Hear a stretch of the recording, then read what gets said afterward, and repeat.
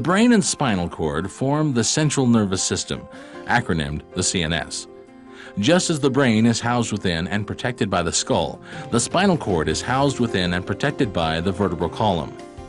In this model of a transverse section through the vertebral column and spinal cord, notice the outer white matter composed of fiber tracts and the deeper H or butterfly-shaped gray matter, which is where most of the neuron cell bodies are located.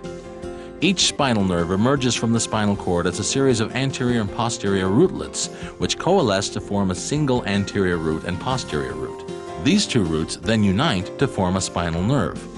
Each nerve divides soon after its formation into an anterior branch and a posterior branch.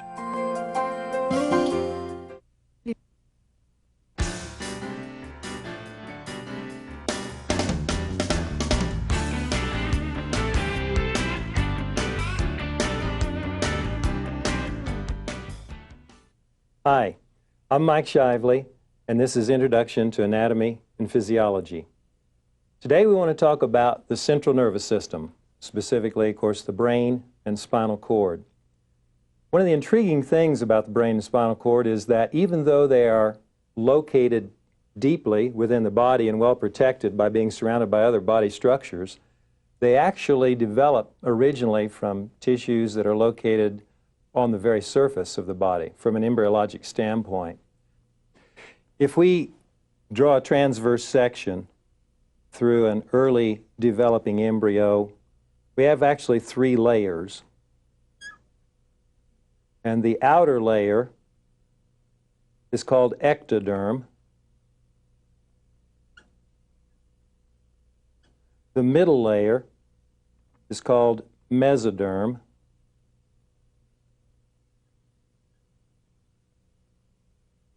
And the lining layer is called endoderm.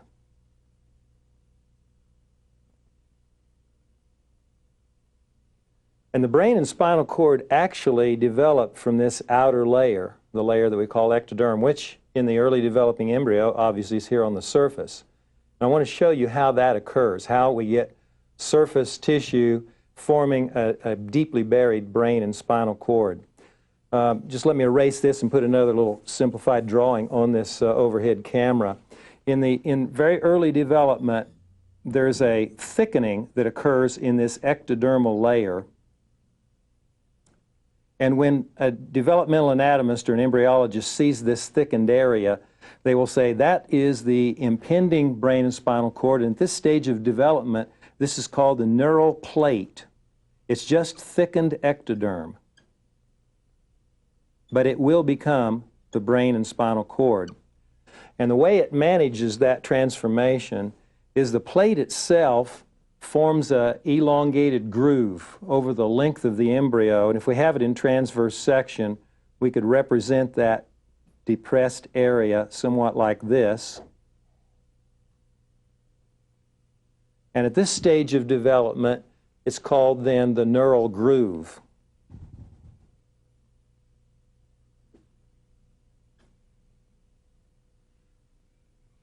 With just a little bit more development, this lip of the groove and this lip of the groove actually approach each other and fuse together. So if you allow me to be very diagrammatic right over here, we can end up with this kind of a shape. And when these fuse together in this location, this surface ectoderm heals over and we end up forming a tubular structure deep to the very surface. And when that happens, at this stage, finally, an embryologist will say, that's the neural tube. That's actually the structure from which the brain and spinal cord are going to develop.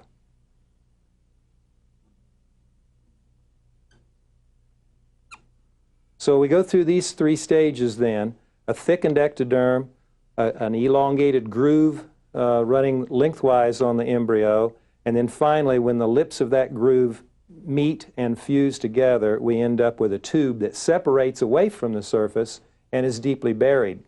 Now, most of this neural tube becomes spinal cord, but at the very top or front end of the tube, the brain actually develops from it. I want to stay on this overhead for just a second longer here, because if we look at the tube from a side view here, Then up at the front, we end up with 3 swellings.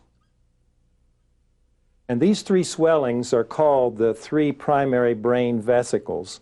Some embryologists will call this forebrain, midbrain, and hindbrain. With a little bit more development yet, this actually splits and forms 2 different parts. This basically remains the same, and this back here splits to form 2 different parts. So we end up, from a developmental standpoint, with 5 basic embryologic parts of the brain. We have 3 swellings first, and then this one splits, giving us then a total of 5, what embryologists will call secondary brain vesicles. Now, I want to take a look at some graphics that'll kind of bring us up to date with what we just said. So let's take a look at the first graphic. We said that in early development, we have a neural plate, a neural groove, and a neural tube, and this becomes then the brain and spinal cord. And then if we look at the next graphic, the names of those 3 swellings, those 3 primary brain vesicles, are prosencephalon, mesencephalon, and rhombencephalon. Again, some will call this forebrain, many will call this midbrain, and this is sometimes called the hindbrain. Now, when this one splits into 2, and this one splits into 2, we end up with those 5 separate individual parts that I numbered 1 through 5 when we were looking at the overhead. So we'll go to the next graphic and look at these 5 what are called secondary brain vesicles. The first one, the prosencephalon, splits to form telencephalon and diencephalon. Mesencephalon comes through with very little change. And then the hindbrain, or rhombencephalon, splits to form the metencephalon and myelencephalon. And these are the 5 original embryonic parts from which the definitive brain components are derived. If we look at a summary graphic that actually shows us the derivation of this whole thing from 3 vesicle stage through the 5 vesicle stage and then into the definitive brain parts, I know it's a little bit complex, but this basically summarized what we looked at in one graphic, and this central column summarizes what we saw as the 5 secondary brain vesicles in the second graphic there.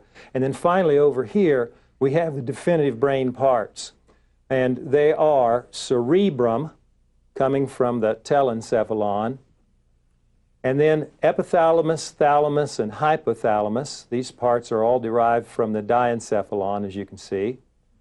The mesencephalon comes through with relatively little change, and it's still called mesencephalon. Then we end up with 2 components being derived from the metencephalon. One is called the pons, and one is called the cerebellum.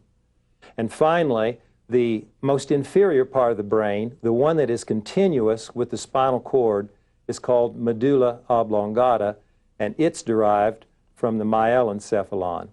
So these are the definitive parts of the brain over here in this right-hand column, and I'd like to take these one at a time. We'll look at them on some models and specimens and consider them individually. Now, when you think of brain, when you conjure up in your mind a picture of what you've seen that the brain looks like, most of what you're thinking about or seeing in your mind's eye is cerebrum. I want to bring this model up, and we'll look at it on the overhead camera a bit. If we'll pop to the overhead. This is a plastic model of a brain, and as we view it from the side here, all of this is cerebrum. There are other parts of the brain, but the cerebrum is bigger than all of the rest of the brain put together. And it is divided into 2 cerebral hemispheres, so we can split it like this. And we have a left cerebral hemisphere and a right cerebral hemisphere. And as you look at these, you'll notice that there are a lot of outfoldings and grooves. Each outfolding is a gyrus, and each groove is a sulcus. And actually, every one of those are named. Each individual gyrus is named, and each individual sulcus is named as well.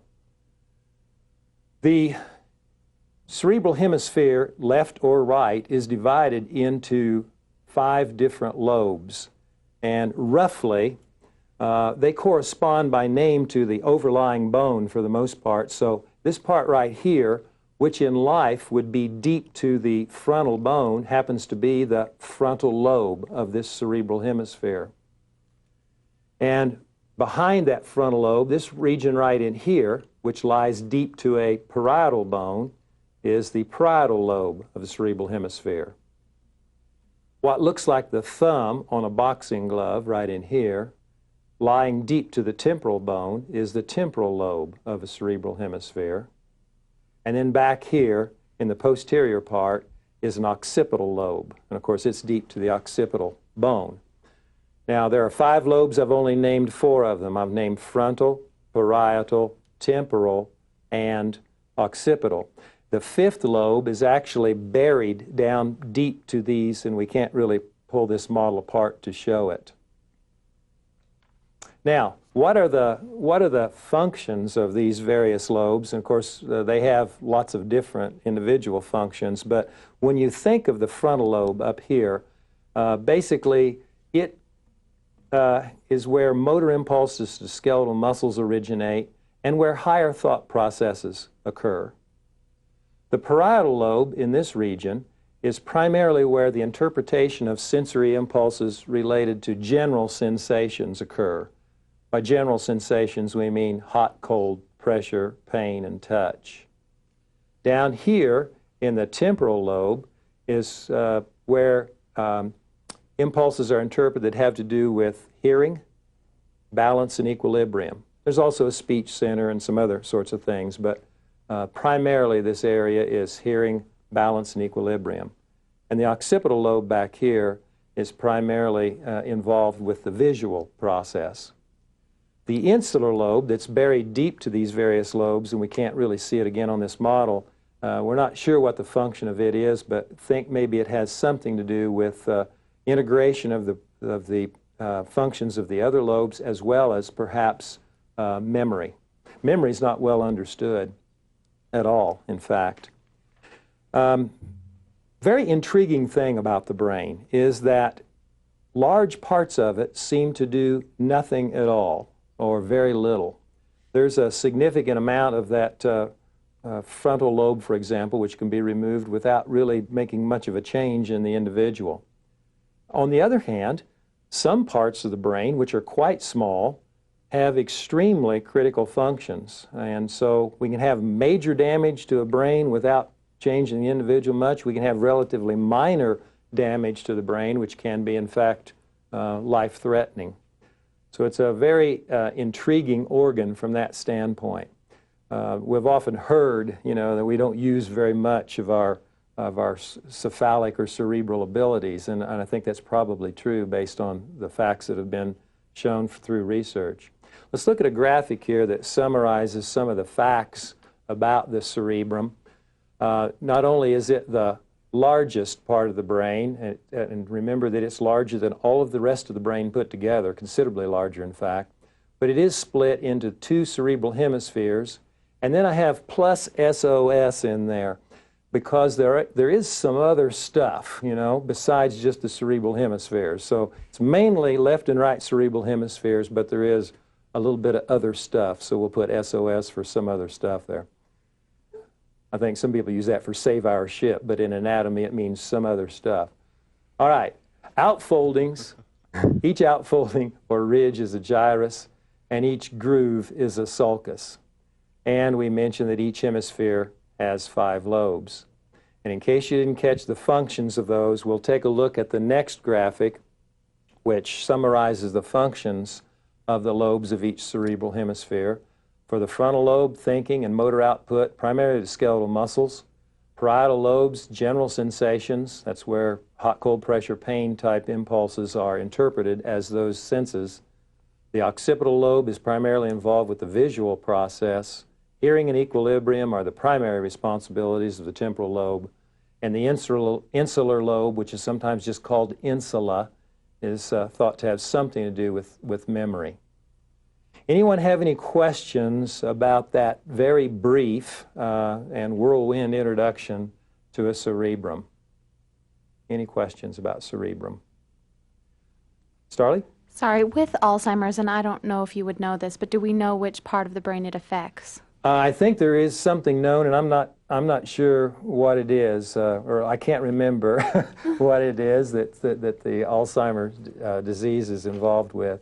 I know that there has been some connection, at least in some of the research that's been done with aluminum affecting, and one of the reasons why we perhaps need to stay away from aluminum cans and so forth. At least that's been implicated in some of the early research, but I don't know what particular part of the brain is involved. It's a very scary disease because, those individuals that have this lose their orientation, and you kind of have to keep track of them or they get lost, like out in their own front yard, for example. I know President Reagan suffered from Alzheimer's, and slowly but surely degenerated. Did you have a question, Bryce? Maybe not. Okay. Oh, you got one, Seth? I have a question. Okay. Yeah. In the last episode, we talked a little bit about the speed and the magnitude of nervous impulses, and you just mentioned about how the different parts of the brain have functions.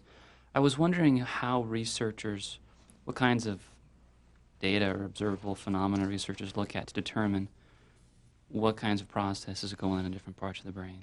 In other words, how was it decided that this lobe of a cerebral hemisphere had this function and so forth and so on? Actually, there's a lot of different ways that kind of information is derived. Some of it from open brain surgery. In other words, I've got someone laying on a table. The brain itself has no sensory, it doesn't generate sensory impulses. So you can actually have someone's brain exposed on an operating table, and you can mess with it, and it itself doesn't generate impulses, but you can stimulate it with little tiny electrical impulses, and that person will maybe move this particular limb in this manner, or they'll say, oh, that hurts in my lower left limb or something like that. And so those were some of the ways that they determined some of those kinds of functions. There's also been a number of research methodologies. Of course, there's histological examination where they do serial sections and follow fiber tracks to see where they go, where they originate from down the spinal cord and where they go up in the brain and so forth. There's those kinds of studies, as well as some other kinds of ways that they've marked certain neurons with certain enzymes that show where the other end of that neuron ends up. There's some peroxidase studies that have been done that actually does mapping within the central nervous system on certain fiber tracks. But it takes a long time, and there have been a lot of people that have decided, well, I'd like to go into brain or spinal cord research because I want to solve the problems that of the human race in that regard, and it is a little bit frustrating, because it takes so long and to get some of the information, and many times individuals have to collaborate with other individuals that are doing. Let's cut to this overhead camera for just a moment and take a look. I've got one cerebral hemisphere here, and we've got a mid-sagittal plane slice, and I want to look at the components of the diencephalon in here. This small region right in this part is the diencephalon derivatives, and there are three of them: the epithalamus, and then the side walls are the thalamus, and then the floor of the diencephalon down here is the hypothalamus. So we have these three components: epithalamus, thalamus, and hypothalamus. The epithalamus, forming the roof, if you will, of this particular part of the brain, actually ends in a little tiny projection back here that is called the pineal body or pineal gland. And it's actually an endocrine organ that produces a hormone called melatonin. The thalamus itself, this region right in here, is where impulses related to general sensations are relayed on up to the parietal lobes of the cerebral hemispheres. So those impulses coming up from lower parts of the brain, and of course originally maybe down in the spinal cord, come up through here on their way up to the parietal lobes of the cerebral hemispheres, the thalamus. The hypothalamus down here is a very intriguing part of the brain because it's one of those really small areas that has a tremendous large number of functions. First of all, it produces more hormones than any other component of the body, produces more hormones than the pituitary gland. And in addition to the hormone production, it has a lot of other vital centers of various kinds, which we'll look at on a graphic. Let's take a look at the next graphic, which talks about these diencephalon derivatives for just a moment. The epithalamus, again, is the top part of the diencephalon, and it has the pineal body as its most posterior projection. The thalamus, the relay center for general sensations, forms the side walls, if you will, of the diencephalon component, and then the hypothalamus is the floor. I want to put up a next graphic to show the various the various functions of the hypothalamus because it has so many important ones. We already mentioned hormone production down here, saying that it produced more hormones than any other structure in the body. But these are some of the other kinds of things that it controls: heart rate and blood pressure, body temperature, the water and electrolyte concentrations within our body have hypothalamic oversight.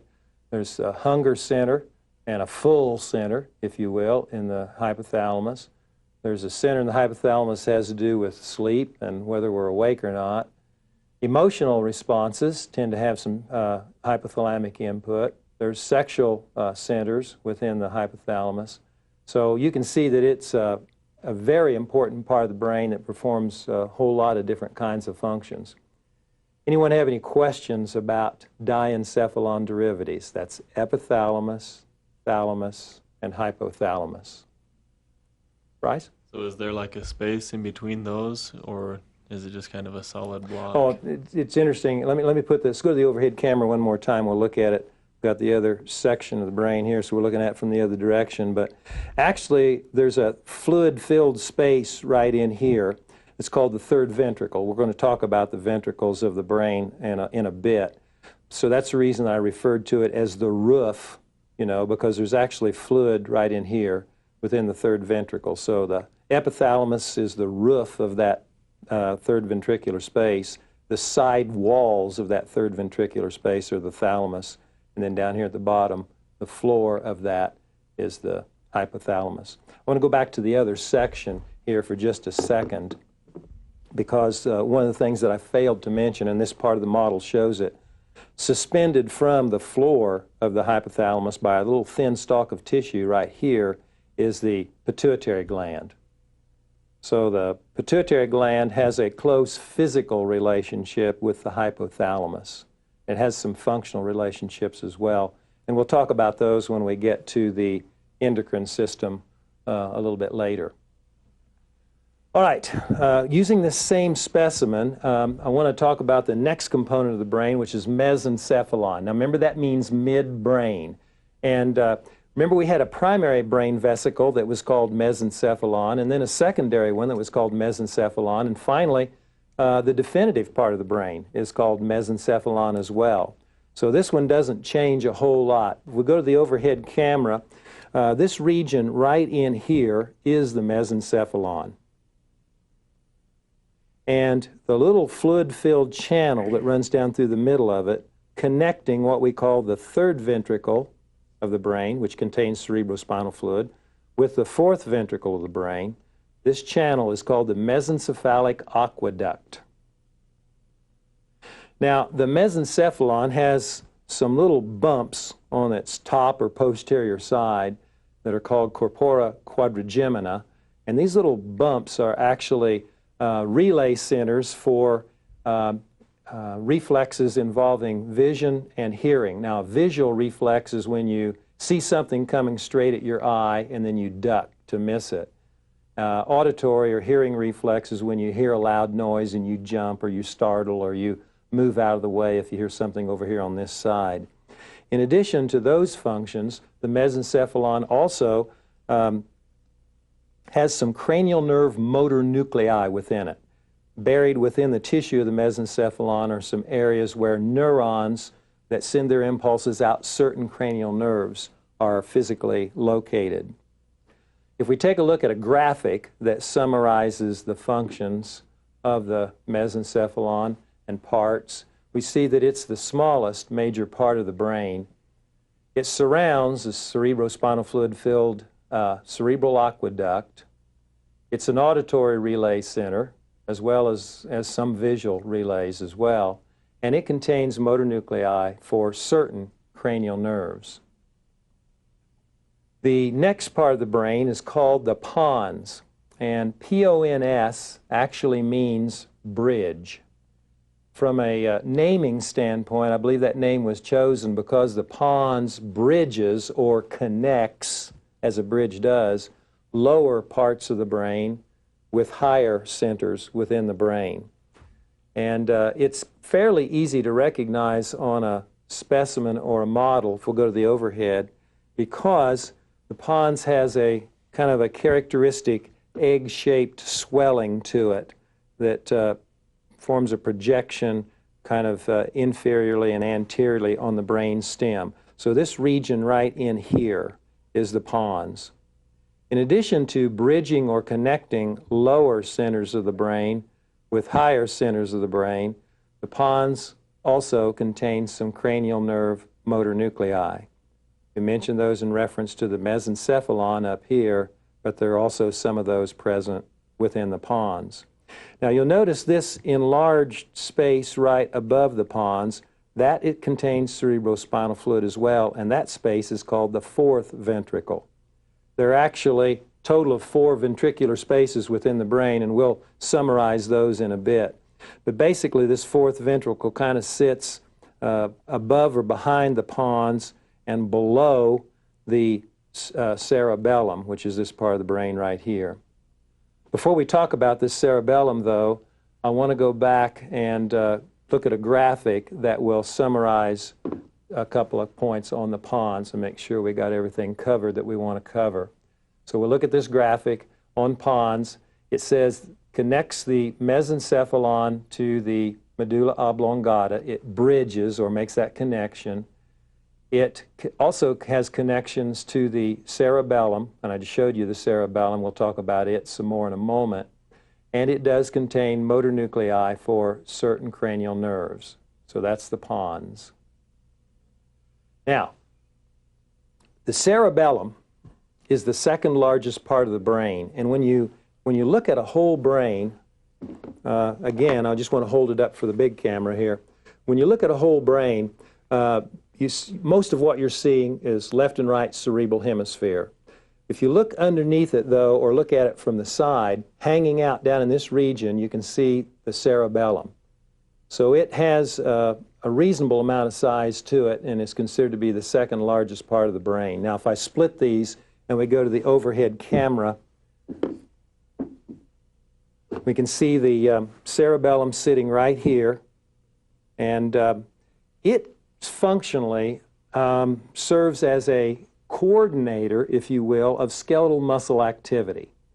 So it serves as kind of a computer center that makes sure that we are contracting certain muscles with the force that we need to contract them with in order to accomplish a certain task.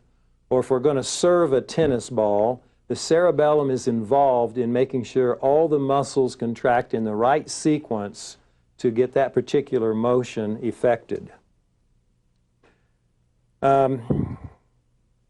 Motor impulses don't originate here. They are just coordinated here.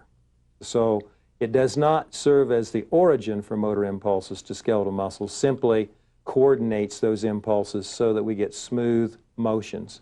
And many of those motions, I think we mentioned in a previous session, have to be learned over time. We aren't born with the ability to walk. We aren't born with the ability to serve a tennis ball.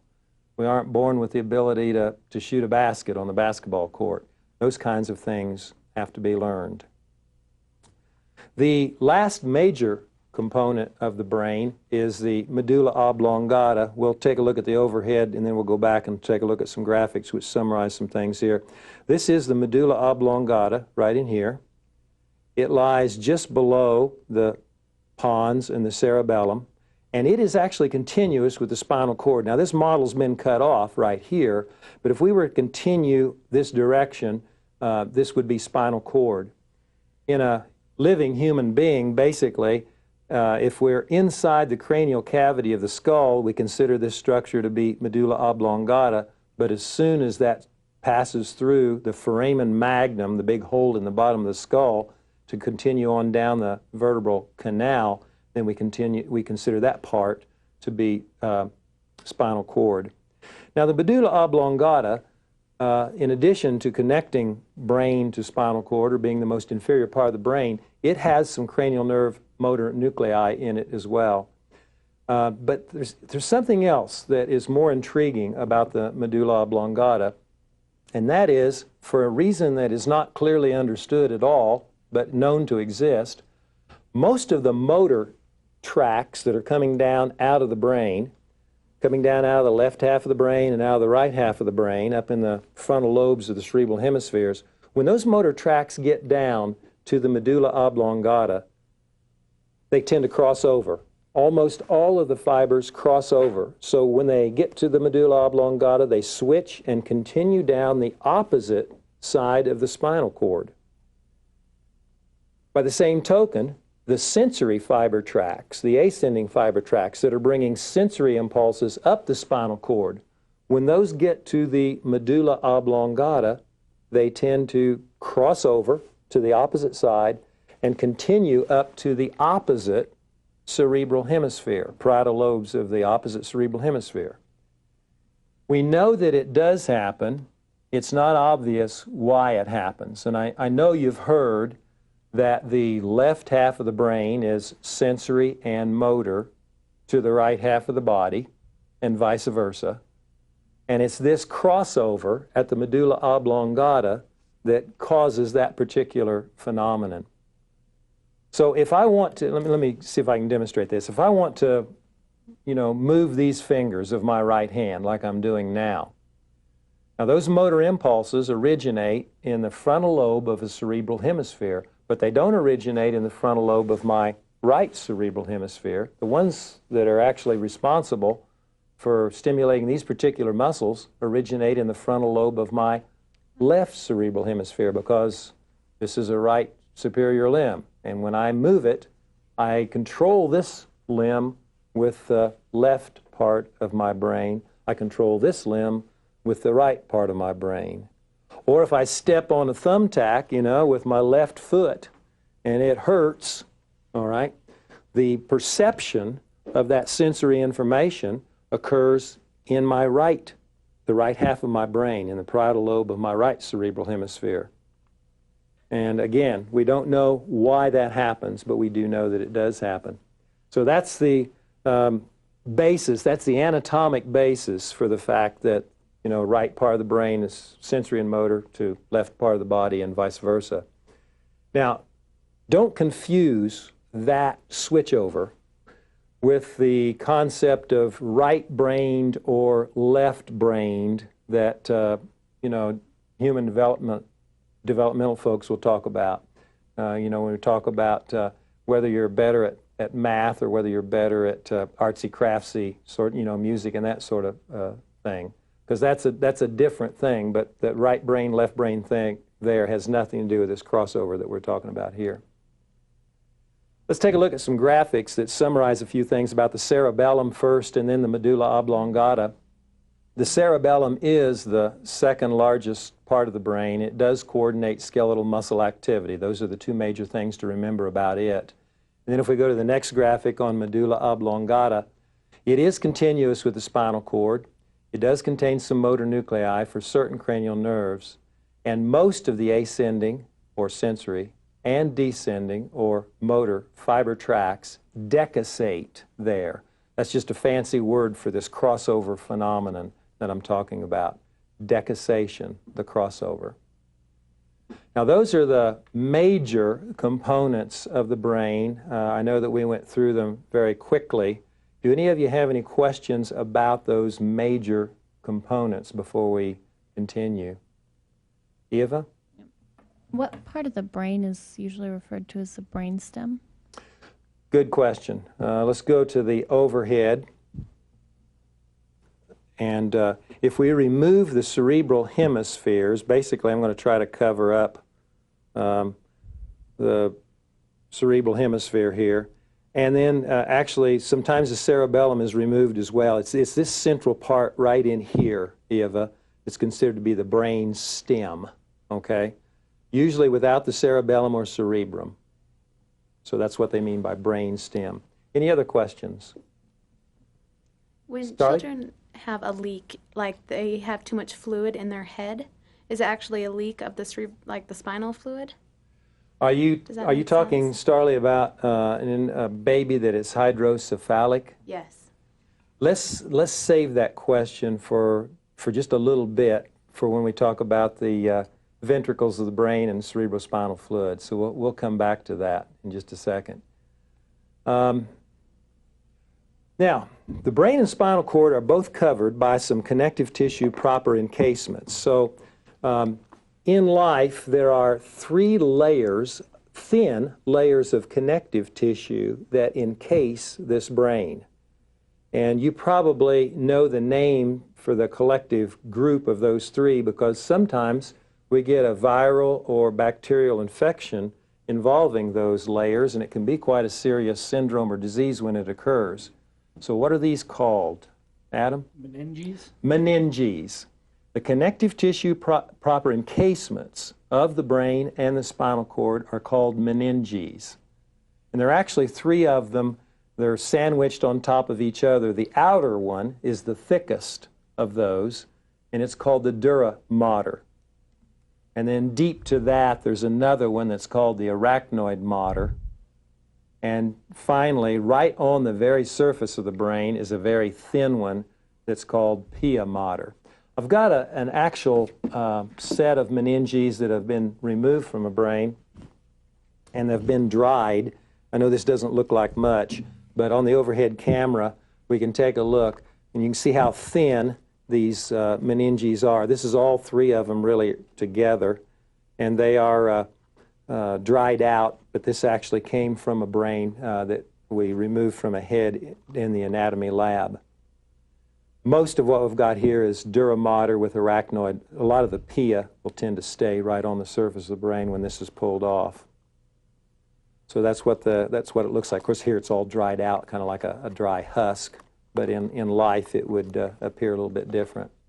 I've actually got a brain that we'll look at from a cadaver here in just a moment, and they'll have at least some of the pia mater and a little bit of the arachnoid mater still on the surface of it. Let's take a look at a graphic that summarizes those three names. I gave them to you, but I want you to see them in writing. The meninges are the CT proper encasements around the brain and spinal cord. The outer one is the dura mater, and then arachnoid mater, and then pia mater. Now, there's a little tiny bit of space between the arachnoid mater and the pia mater, and that space is called the subarachnoid space, as you can see here. And the subarachnoid space is one of about three places we find cerebrospinal fluid in any quantity. So there's a little tiny bit of cerebrospinal fluid rather in the subarachnoid space, kind of sandwiched between the arachnoid mater and the pia mater. Now I've got a model up here that I want to put on the overhead camera that is a plastic casting from the ventricular spaces of the brain. And I know it's a little bit difficult. It has kind of an unusual shape, but you can see that there are two pretty large sections that are kind of similar to each other but mirror imaged. These are found within each cerebral hemisphere, and these are called left lateral ventricle and right lateral ventricle. In life, of course, they contain cerebrospinal fluid, but they have kind of an unusual C or reverse C shape, depending on which side, of course, we're looking at it, and they are filled with cerebrospinal fluid. They are connected to a central section right in here, which is smaller, much smaller, and that's the third ventricle that we talked about, the diencephalon derivatives surrounding.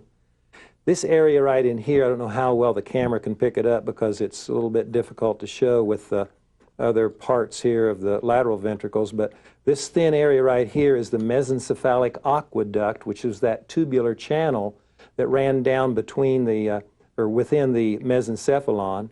And then back here, this enlargement is the fourth ventricle. And the fourth ventricle is actually continuous with a central canal of the spinal cord. Now, this model doesn't have it on there, but there's a little thin channel that continues down through the spinal cord, so this would actually continue right on down through the center of the spinal cord. So these are the four ventricles. Again, we have left and right lateral ventricles, and we have a third ventricle, and then there's a fourth ventricle down here, and the third and fourth are connected by this thin channel called mesencephalic aqueduct. This is also called cerebral aqueduct, and years ago it used to be called aqueduct of Sylvius. So these are fluid-filled spaces within the brain. They're called ventricles of the brain. And let's take a look at a graphic that summarizes those very quickly. Left and right lateral ventricles, third ventricle, and fourth ventricle. So a total of 4 of them. They're supposed to be there. They are filled with cerebrospinal fluid. Where does that cerebrospinal fluid come from? Well, it's actually produced by some specialized structures within the ventricles themselves, and those specialized structures are kind of microscopic. I'll not try to show them to you today. You can kind of see them grossly, but you can't appreciate much about them. They're called choroid plexuses, and they actually produce the cerebrospinal fluid at a slow but continual rate as a transudate from blood. So it doesn't have any blood cells in it. Basically, cerebrospinal fluid has very little protein in it. It's mostly water, very high percentage of it, 90-some% of it is water. So that's where it produces it. And basically it flows throughout the ventricles of the brain, down the central canal of the spinal cord, and then it flows out through some microscopic channels into the subarachnoid space, where it is eventually reabsorbed back into the bloodstream through some other structures that are microscopic. So it's produced in the ventricles, reabsorbed from the subarachnoid space. The total amount of it that we have present at any given moment is a relatively small amount, but we produce somewhat shy of 1 liter of it a day. So it's continually secreted and continually reabsorbed on a daily basis.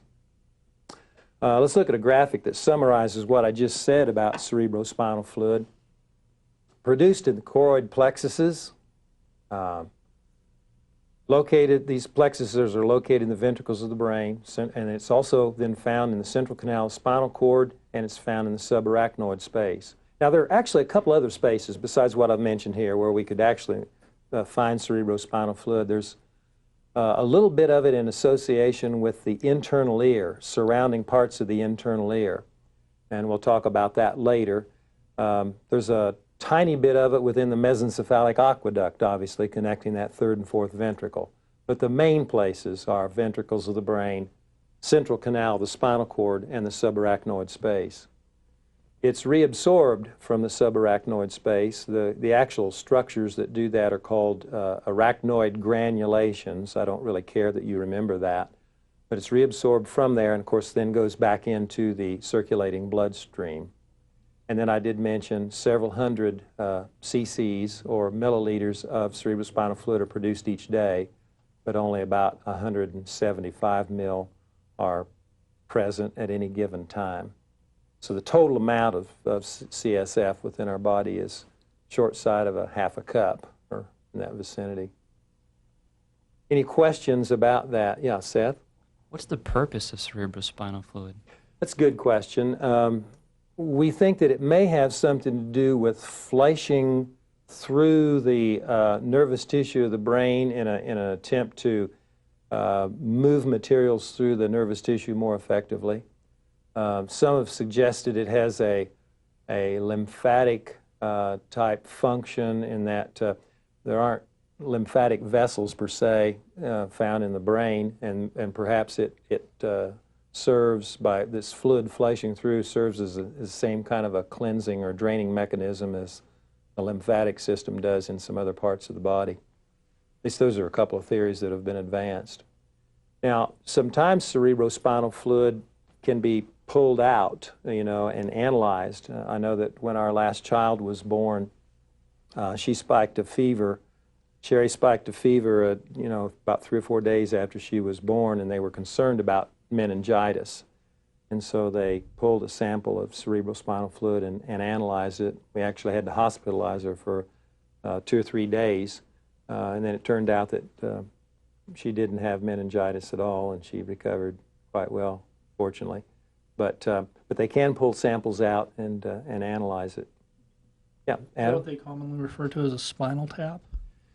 Well, if you pull a sample of cerebrospinal fluid out, yeah, that's sometimes referred to as a spinal tap. Now, don't confuse that with epidural anesthesia that a lady might opt for in childbirth, where they're actually not penetrating through the meninges, but actually depositing local anesthetic right on the spinal cord. I have an actual brain from a cadaver from the anatomy lab here in this tray, just to give you an example of what a real one looks like. Actually, I'm holding in my hand here the eyeball that's actually connected by way of the optic nerve to the brain. Here's the temporal lobe of the cerebral hemisphere, frontal lobe, parietal lobes back here, and then occipital lobe. Hanging down here is the cerebellum. And then if I turn this up and look at the underneath side, we can see the components of the brainstem. Here's the spinal cord that I have a hold of, and then the medulla oblongata, again, cerebellum here, pons, and so forth. One of the things that I did want to point out, now the dura mater and most of the arachnoid have been removed from this. So basically what we see on the surface of the brain is a little tiny bit of the arachnoid and then the pia mater itself. And if you look hard through that, you can see the ridges, or each one is a gyrus, remember, and the grooves in between each one is a sulcus. But that's an actual brain, and it, you know, in an average-sized person, it'll weigh about 3 pounds, somewhere in that vicinity. Medical and forensic scientists have sought for years to find some differences in the brains of, quote, normal people versus, you know, pathological criminals. And to be honest with you, those attempts have been entirely unsuccessful.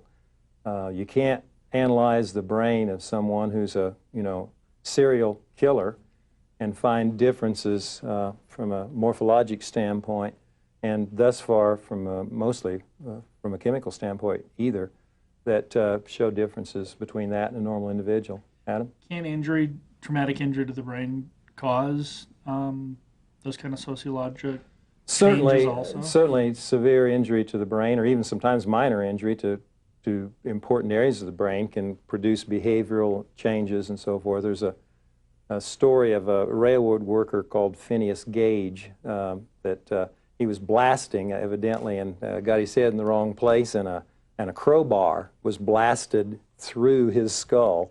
And poor Phineas actually got on a horse and rode into town. So the story goes that with this crowbar sticking out, they were able to successfully extract the crowbar from his skull.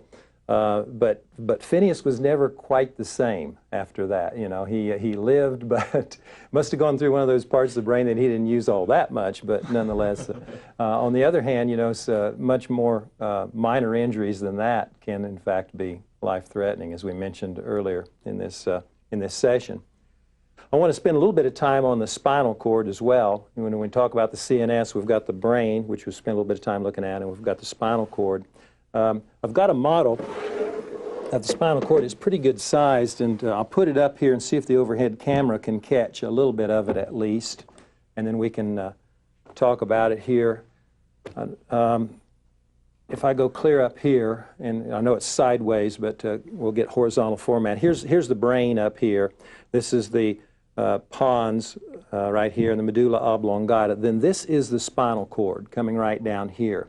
And the reason I wanted to show you this model is because when I get down here to the bottom end, the spinal cord stops right here, and we're about the level of the first and second lumbar vertebra. You can see ribs along here, okay? So the bottom end, if you will, the inferior extent of the spinal cord is only about L1, L2 on the vertebral column. Now the reason for this, evidently, is that the spinal cord quits growing before the vertebral column quits growing. So you can think of them as starting out at about the same length, you know, in a very early embryo or early embryological development, But when we get down toward, as we grow and continue to develop, vertebral column gets longer and longer and longer because the vertebrae get bigger and bigger and bigger, but the spinal cord just kind of quits. And if I go back to that overhead camera one more time, even though the spinal cord itself stops right here at about the first and second lumbar vertebral level, the nerves that come off continue on down because these nerves are going to make their exits at intervertebral foramina. And so they continue on down. Well, early anatomists looked at this bundle of nerves coming off the bottom end of the spinal cord, and they said, that looks like the hairs in a horse's tail. And so they gave the name cauda equina, which literally means horse tail, to this bundle of nerves within the vertebral canal that continue below the level of the spinal cord. Now, I've got another model here that I want to put up that actually shows a spinal cord in transverse section. And it's got a vertebra around it. If we go to the overhead camera on this, here is the spinal cord itself. And if you look at it, you have to look really hard to see the central canal. It's a little tiny tubular channel right through the very middle. Remember, that's one of the places we find cerebrospinal fluid. Then if you look, we've got a butterfly or X or H-shaped area right in here that's colored a little bit on the brown side. That is, in fact, what we call gray matter. And the surrounding tissue of the spinal cord out here is called white matter. Now, the gray matter is gray because it contains a larger number of neuron cell bodies with the organelles that they would have within their cytoplasm. And the white matter is white because it's mostly composed of myelinated axons of neurons. And myelin, the lipid material found in those myelinating cells, is a white-colored lipid material. Now, the brain has gray matter and white matter in it too, but it's intriguing. The gray matter of the brain is on the outside, and the white matter is on the inside or deeper area. But here in the spinal cord, the fiber tracks with the white matter on the outside, and the gray matter itself is more deeply buried. Out here, this thin blue line would represent pia mater. This would represent subarachnoid space in here. I don't know if you can see the separation. The modelers, the artists, are trying to show two layers out here. The outer layer would be dura mater, and the deeper layer right here would be arachnoid mater. You can also see in this model the origins of a spinal nerve from the spinal cord, because we've got posterior rootlets here and anterior rootlets on either side that coalesce to form a spinal nerve down here, and then the spinal nerve itself will split into a posterior branch and an anterior branch. But we'll talk about that another time.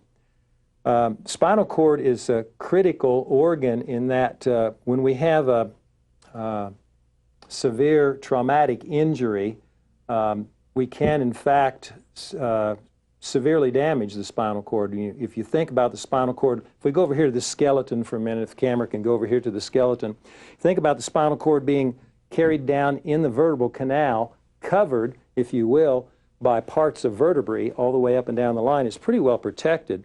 But if you get a severe traumatic injury, you can have some shearing type motions that will cause luxations of joints between vertebrae, or maybe even fractures of vertebrae, such that the spinal cord will be perhaps even completely severed. And once you sever the spinal cord at any location, all nerve impulse transmission from that point is stopped. Sensory impulses going up the spinal cord cannot continue up, and motor impulses going down the spinal cord cannot continue on down. Now, in theory, we could heal spinal cord injuries, but the problematic situation happens to be that the scar tissue tends to ingrow and cover up the ruptured ends of the severed axons to the point where regeneration of those axons simply doesn't occur. What's that movie actor? He played Superman. Christopher Reeve. Christopher Reeve. Yeah, he suffered one of these kinds of injuries. I think it was riding accident. Didn't he get thrown from a horse? And, you know, the spinal cord was in fact severed to the place where, you know, Christopher is promoting research in this area that I'm talking about, see if we can get regeneration. But at present time, medical science has not been able to get regeneration to occur because, again, ingrowth of connective tissue forms a scar across there to the point where the axons cannot regenerate. And even if they could regenerate, when you stop and think about the thousands and thousands of correct connections that would have to be made, you know, it's a pretty tough situation. It's an uphill battle. Do you have any questions in regard to this? Yeah. If you have an injury that occurs below the level where the spinal cord stops, below L1, L2, that still has some of that shearing motion, what's going to happen there with the cauda equina and the continuation of the nerve fibers? Okay, if you imagine this being a tube, did we have a shearing injury such that it just jarred it a little bit off to the side, or did it completely do one of these? Because if it's just a little bit, sometimes you can get away with that. Since we have a bundle of nerves in there, they have a little bit of flexibility and a little bit of give to them. And so if it's just a minor shearing injury, you might be okay. So you have a little more leeway. Have a little more leeway if you're below the spinal cord. You sure do. Than if you're above the level of the end of it. But you can't have a shearing injury so bad that it'll sever all those nerves, and it would be the same tantamount to severing the spinal cord at a certain level. Any other questions in regard to that or anything else? All right, we talked about brain and spinal cord today, the two organs that make up the central nervous system. Both of them are well protected because the brain is encased within bones of the cranial vault. Spinal cord is well protected because it's within the vertebral canal, but both are subject to injuries due to severe trauma. And of course, you know, if you ride a motorcycle, wear your helmet. If you play hockey, wear your helmet. Wear your seat belt when you're in your car. It can make a difference.